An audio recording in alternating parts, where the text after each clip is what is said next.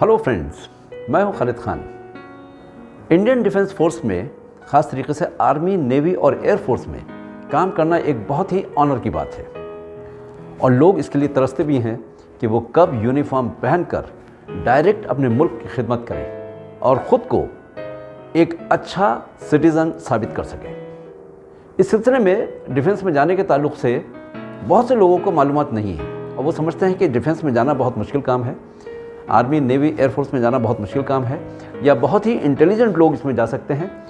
तो इस सिलसिले में मैं कुछ बातें क्लियर करना चाहूँगा कि डिफेंस में ज्वाइन करना बहुत आसान भी है और सिस्टमेटिक तरीके से अगर आप इसकी तैयारी करके एग्ज़ाम में बैठें और एसएसबी क्लियर करें और आपके अंदर वो सलाहियत, वो क्वालिटीज़ जो डिफेंस में चाहिए ऑफिसर बनने के लिए, अगर वो सब मौजूद हैं तो कोई वजह नहीं कि आप एयरफोर्स, आर्मी या नेवी में किसी में ना जा सकें।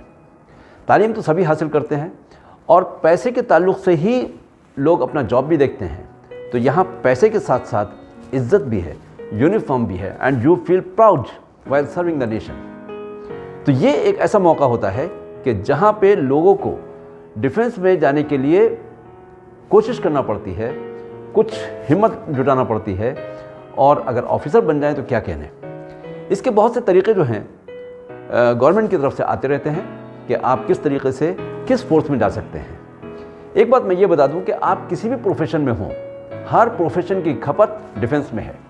अगर आप इंजीनियर हैं तो भी आप ज्वाइन कर सकते हैं, डॉक्टर हैं तो भी कर सकते हैं, अकाउंटेंट हैं तो भी कर सकते हैं, कोई भी प्रोफेशन ले लीजिए। हर प्रोफेशन के शख्स जो हैं, अशखास, इसमें ज़रूरत पड़ती है क्योंकि ये डिफेंस जो है ये ख़ुद अपने अंदर एक दुनिया है और अपने अंदर एक दुनिया होने की हैसियत से पूरी तरीके से सेल्फ डिपेंडेंट है।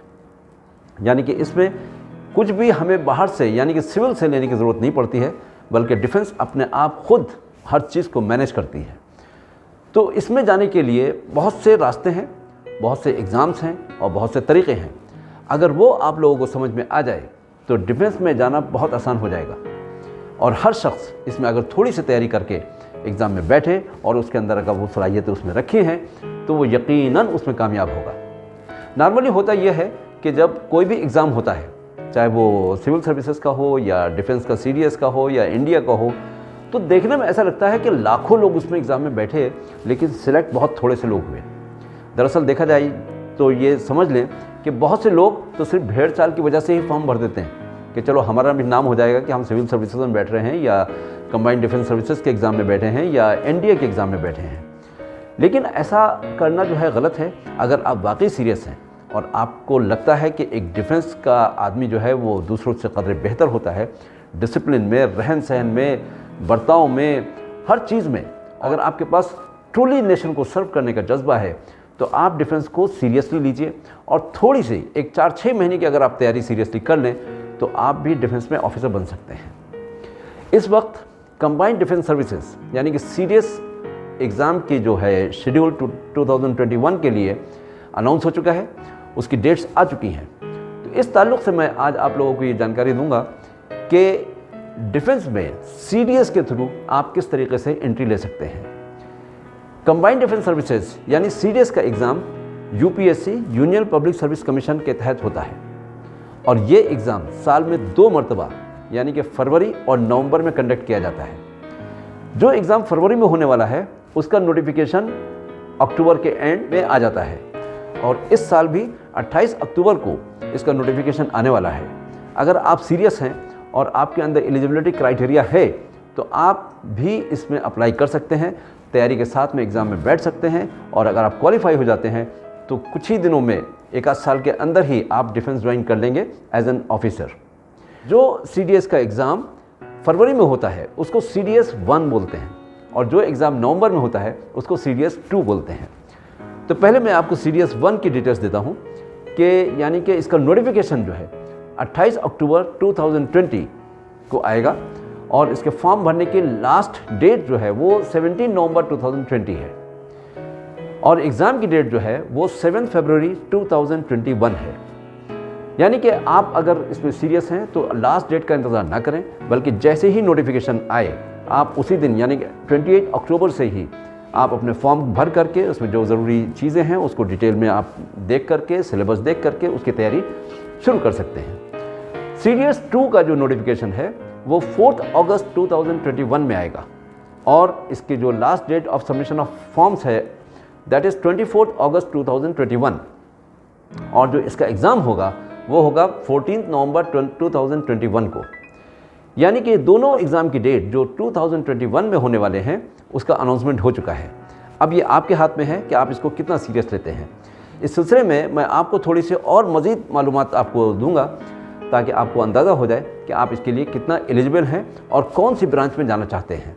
जो इसका एलिजिबिलिटी क्राइटेरिया है उसमें नंबर 1 पे ये है कि आपको इंडियन सिटीज़न होना चाहिए और नंबर 2 पे ये है कि आपकी एज, अगर आप IMA यानी कि इंडियन मिलिट्री एकेडमी के लिए अप्लाई कर रहे हैं तो आपकी एज 19 to 24 ईयर्स होना चाहिए और इसमें अनमैरिड मेल कैंडिडेट्स ही जो है वो अप्लाई कर सकते हैं।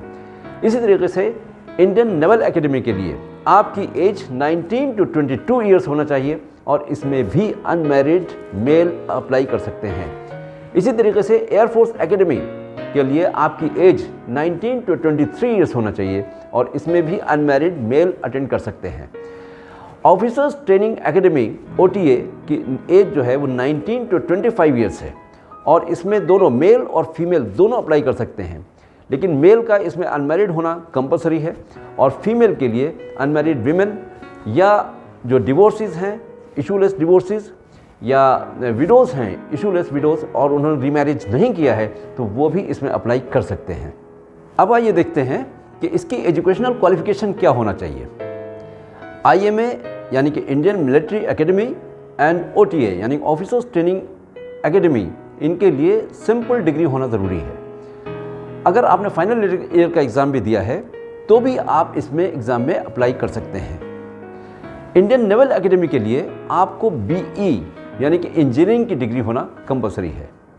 एयरफोर्स एकेडमी के लिए आपको डिग्री होना कंपलसरी है या फिर आपके पास इंजीनियरिंग हो, वरना आपके पास 10+2 में फिज़िक्स और मैथ्स होना कंपलसरी है। तो ये सब्जेक्ट्स अगर आपके पास हैं तो और आपकी एज अगर उसमें मैच कर रही है तो आप इस एग्ज़ाम में अप्लाई कर सकते हैं। फिर आता है कि हाउ टू अप्लाई। ये 3 स्टेप में आप इस काम को किया जा सकता है। पहली चीज़ तो ये कि इसको एप्लीकेशन ऑनलाइन करना है। ऑनलाइन एप्लीकेशन के लिए स्टेप 1 में आपको CDS एग्ज़ाम के लिए रजिस्ट्रेशन करना है। रजिस्ट्रेशन करने के बाद में आपको पासवर्ड और जो है वो आपके मोबाइल पे आ जाएगा। उसके बाद में आपको 200 रुपये फ़ीस, एग्ज़ाम फ़ीस जो है वो पे करनी है, जो कि आपका स्टेप 2 होगा। और स्टेप नंबर 3 में आपको फॉर्म फिलअप करना है और 37 एग्ज़ाम सेंटर्स में से कोई एक जो आपके घर से नज़दीक एग्ज़ामिनेशन सेंटर हो उसको सिलेक्ट करके टिक करना है। इतना काम करने के बाद में आप उसको सबमिट कर दीजिए और एग्ज़ाम से ठीक 3 हफ्ते पहले एडमिट कार्ड जो है वो रिलीज़ किया जाएगा और ये एडमिट कार्ड पोस्ट से नहीं आएगा बल्कि आपको इसको डाउनलोड करना है और फिर अपने साथ में इसको लेके जाना है। अब आइए एग्ज़ामिनेशन पैटर्न की तरफ। जी हाँ, IMA, OTA एंड AFA के लिए 6 घंटे का एग्ज़ाम होता है और इसमें 3 क्वेश्चन पेपर्स होते हैं, यानी कि English, general knowledge and elementary maths. Whereas OTA के लिए सिर्फ 4 घंटे का एग्ज़ाम होता है और इसमें इंग्लिश और जनरल नॉलेज का एक पेपर होता है। मार्क्स डिस्ट्रीब्यूशन कुछ इस तरह से है कि इंग्लिश में 120 क्वेश्चंस होते हैं और 120 मिनट यानी 2 घंटे का टाइम दिया जाता है और टोटल 100 मार्क्स होते हैं। इसी तरीके से जनरल नॉलेज में भी 120 क्वेश्चंस होते हैं और 120 मिनट यानी कि 2 आवर्स का टाइम होता है और उसके लिए भी 100 मार्क्स होते हैं। और तीसरा क्वेश्चन पेपर जो होता है वो एलिमेंट्री मैथ्स का होता है जिसमें 100 क्वेश्चंस होते हैं और 120 मिनट्स का टाइम होता है और 100 मार्क्स होते हैं। एलिमेंट्री मैथ्स जो है ये बेसिक मैथ्स है और इसमें तमाम एस्पेक्ट्स में आपको कमांड होनी चाहिए कि बेसिक मैथमेटिक्स में अर्थमेटिक है, ज्योमेट्री है, इनके जो बेसिक कंसेप्ट्स हैं वो आपको क्लियर होना चाहिए, तभी आप इसको सारे क्वेश्चंस जो हैं अटेम्प्ट कर पाएंगे। ये पूरा एग्ज़ाम जो है वो MCQ की बेस पे होता है, यानी कि ऑब्जेक्टिव टाइप होता है। आपको सिर्फ आंसर देखना है और कॉलम में मार्क करना है कि कौन सा आंसर करेक्ट है। इसी तरीके से CDS का रिज़ल्ट जो है वो आने के बाद में उसके जो क्वालिफाइंग मार्क्स हैं वहाँ से देखने के बाद में उसको कट ऑफ किया जाता है और जो लोग इस एग्ज़ाम में पास हो जाते हैं उनको सेकेंड स्टेज यानी कि SSB इंटरव्यू के लिए भेजा जाता है। SSB इंटरव्यू जो है वो तकरीबन 5 दिन का एग्ज़ाम होता है जिसमें कि कैंडिडेट्स को वहीं रहना पड़ता है और एसएसबी इंटरव्यू भी 2 पार्ट्स में डिवाइड किया गया है। स्टेज 1 में एक उनका स्क्रीनिंग टेस्ट होता है, यानी कि उनकी एप्टीट्यूड टेस्ट होता है, और वहाँ पर जो बच्चे क्वालिफाई कर लेते हैं उनको बकिया 4 दिन एसएसबी में रुक करके बकिया के टेस्ट देना होते हैं। तो एसएसबी की जो तफसील है, वो डिटेल है, मैं किसी और वीडियो में आपको बताऊंगा, लेकिन फ़िलहाल ये इतना समझ लीजिए कि 2 स्टेप में है और इस वक्त हमें सीरियस एग्जामिनेशन के लिए तैयारी करना और इसको समझना चाहिए। ट्रेनिंग पीरियड में, यानी कि जब आप सिलेक्ट होकर ऑफिसर बन जाते हैं और आप ट्रेनिंग के लिए जाते हैं, तो वहाँ पे आपको पर मंथ 21,000 रुपीज़ स्टिपेंड जो है वो दिया जाता है। इसी तरीके से आप ये समझ लीजिए कि इसकी तैयारी किस तरीके से की जाए। कोई भी एग्ज़ाम बग़ैर तैयारी के नहीं देना चाहिए। जब भी आप एग्ज़ाम के लिए जाने का सोचें तो उसके ताल्लुक़ से जब इसका नोटिफिकेशन आ जाए तो उसके बाद में आप थॉरोली उसको चेक करें कि उसमें क्या सिलेबस है, कौन से लेवल पे कवर किया है, कौन कौन सी बुक्स उसमें देखी गई हैं और किस तरीके से उसको कवर किया है। यानी कि तब आप उसके लिए जो है कुछ प्रैक्टिस सेशंस, यानी कि क्वेश्चन पेपर्स जो सीडीएस के प्रीवियस आ चुके हैं उनको आप डाउनलोड करें और उसको जो है प्रैक्टिस करें। इसके अलावा सीडीएस के कुछ बुक्स भी मार्केट में अवेलेबल हैं जिनको आपको ले करके बहुत काफ़ी फ़ायदा हो सकता है।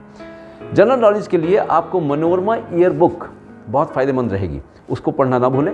साथ ही टाइम्स ऑफ इंडिया या इंडियन एक्सप्रेस, कोई भी एक न्यूज़पेपर वो थॉरोली पढ़ें। ख़ास तरीके से जो उसका एडिटोरियल है उसको पढ़ना ना भूलें, क्योंकि वहाँ से आपको कंसेप्ट क्लियर होता है और बहुत सी चीज़ें सामने समझ में आती हैं।